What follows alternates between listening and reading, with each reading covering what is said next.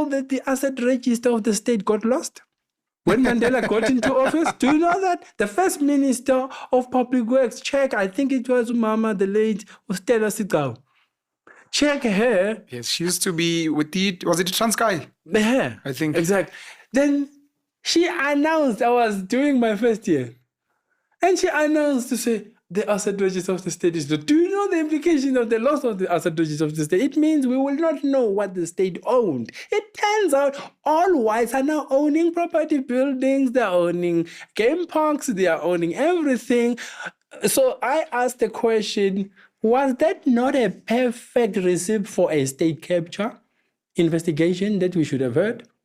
Nobody picked that up till today. Our constitutional court couldn't do that. And then we are sold the narrative of the Indians, the Guptas who came in 90s, and they're saying they control the economy. Where I'm reading the books, I'm a public finance person, I don't see those Indians. I see Oppenheimer for 70 years. So you can't hoodwink me and tell me who owns what. I know who owns what. Okay, if you say, yeah, where do you get that from? Go read a book called South Africa Incorporated Oppenheimer Empire. Now I've answered you. South Africa Incorporated Oppenheimer Empire, published in 1988. And that book, it explains how South Africa is an empire of the Oppenheimers. Now, I then took a step further to calculate what did he own. South Africa Inc., the Oppenheimer Empire. Yeah. I just want to get the authors. Yeah. Mm-hmm. Get the authors. David Pallister, Sarah Stewart, and Ian Lepper. Mm-hmm. Okay. Yeah. Now, in that book, it talks about them and everything we see in South Africa, everything that moves, it is recorded in that book. So it tells you that in 1988, he owned 6,000 companies. So 35 years later, 6,000 companies. 6,000 companies, which means that includes everything that moves in South Africa. Yeah. By 2007, I counted that we had over 500,000 companies registered at CIPRO. So the 6,000 would have quadruplicated by 35 years later. But what is also sickening is that 35 years later, we are still controlled by the same man. I checked last year, February, he was still the top man. Now, I think they are alternating with Rupert to say now he's on top, but it is immaterial. The point is these two have been doing this for a long time. So all the economy you get to see in South Africa is diversified around one people. And then, but now this is the gist of it. They then took a decision to say the entire white race in South Africa must be cushioned by their wealth, not blacks. So which means when you see every white person is cushioned by this, the welfare of the whites will be determined by their control of this economy. So that's why they are better off. They're looking after their own. Hele hak some in Africans. Hak some, yeah. Now, at your expense. So I don't have a problem with these guys, but what I have a problem as a lawmaker is that they influence the laws. They don't want Roman Dutch and British law to be removed to allow for native law. Why it's good for their business? Yes. Because when you pass a law, that law becomes a language of business, but it's only decoded in that original that law. It can't be decoded through Zulu law. Nangisa ngesizulu ngithi ngiyotrader laphana ama-diamond exist i-language your trader in Zulu. So what does it say? There's a problem with this law. If you don't change it, it influences your business participation. You will always have to scramble for access, and they make sure you don't participate. I want to go back to my questions. So part of my...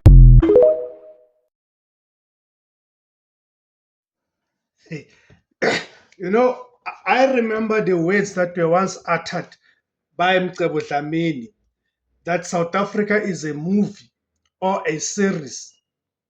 And you can tell that we as a country were doomed from the beginning. I mean, you've got a situation whereby the country's asset register, right? The asset register was lost when they claimed that it was lost. then what do you expect from that country moving forward? Especially that thing was claimed to have been lost at the time when we were transitioning from apartheid to democracy. So what if I told that just before the dawn of democracy in South Africa, a critical record, the state asset register, disappeared without any trace? Does that not on its own constitute the state capture?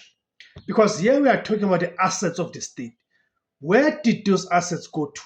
To whom did those assets go to? It was not damaged, not archived, not partially lost, but gone, like totally gone. And that document was supposed to contain the full list of what belonged to the South African state, which would include the land, buildings, infrastructure, state companies, and possibly even key strategic assets that define the economic backbone of a country. Now, ask yourself a serious question.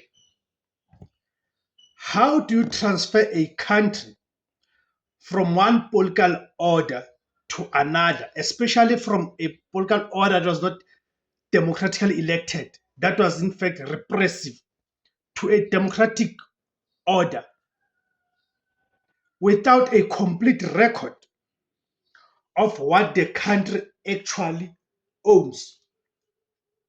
And even more importantly, if that register really went missing, then what exactly did 1994 transfer to the democratic government? Was it full ownership of the state? Or was it something far more complicated and far more dangerous? Today we are asking many people, right? Asking the question that many people are avoiding. Was the disappearance of the state asset register the original form of state capture in South Africa? Not that Zondo commission nonsense we're told about the state capture. What is a state asset register? Before we go further, let us break this down clearly. A state asset register is essentially a master inventory of everything owned by government. A state register is essentially a master inventory, right, of what is owned by government.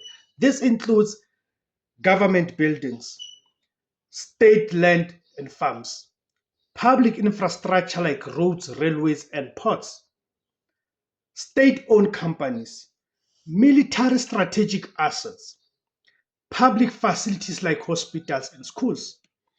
In simple terms, it is the balance sheet of the nation. Without it, a government cannot properly value national wealth, track ownership, prevent illegal transfer of assets, ensure accountability in privatization, or even understand what it truly controls. Now imagine this happening in a historic moment of transition, a country moving from apartheid rule into democracy, a moment where trust, documentation, and accountability are everything. And then imagine being told that the full register of state assets was lost. That is not a technical issue.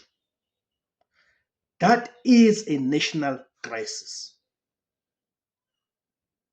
So why this claim is so serious? Now, whether one fully accepts the claim or not, the implications are extremely serious. Because if a full and accurate state asset register did exist under the apartheid administration, and it disappeared or was never properly transferred, then several questions arise. who controlled the handover process? Who verified what belonged to the state? Who signed off on the transition of ownership? And perhaps the most important question, how do you negotiate the transfer of a country without a complete list of what that country owns? That is where critics argue that the early democratic government may have inherited a system that was already structurally compromised, not just politically, but administratively and financially. And this is where the phrase state capture usually comes in. Because when people hear state capture, they think of recent corruption scandals, corporate influence, and political patronage networks. But if the first capture was not by business or politicians, what if it was not? What if it was captured at the level of information itself? Thank you guys for tuning in. My name is Tebos Kosana. The name of the platform is Izwi Labansundu, Kamaguma Africa. Siyabonga for joining in.